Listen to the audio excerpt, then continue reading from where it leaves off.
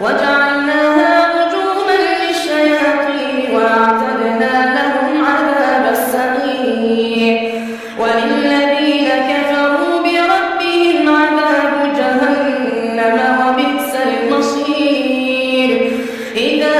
ألقوا فيها سمعوا لها شهيقا وهي تفور تكاد تميز من الغيظ كلما ألقي فيها فوج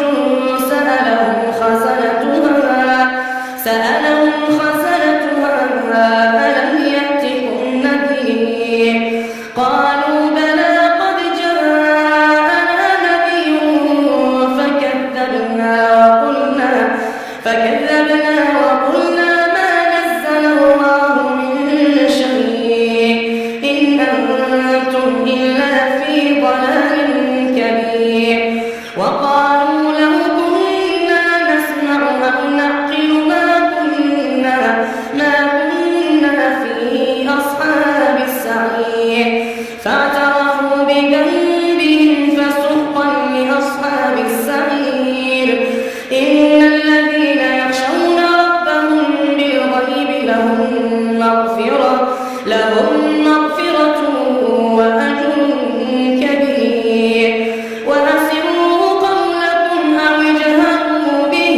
إنه عليم بذات الصدور ألا يعلم من خلق وهو اللطيف الخبير هو الذي جعل لكم الأرض ذلولا فامشوا في مناكبها وكلوا من رزقه وإليه النشور أأمنتم من في السماء أن يخسف بكم الأرض فإذا هي تمور أم أمنتم من في السماء أن يرسل عليكم حاصبا فستعلمون كيف نذير ولقد كذب الذين من قبلهم فكيف كان نكير أولم يروا إلى الطير فوقهم صافات ويقبضن ما يمسكهن إلا الرحمن إنه بكل شيء بصير أمن هذا الذي هو جند لكم ينصركم من دون الرحمن إن الكافرون إلا في غرور أمن هذا الذي يرزقكم إن أمسك رزقه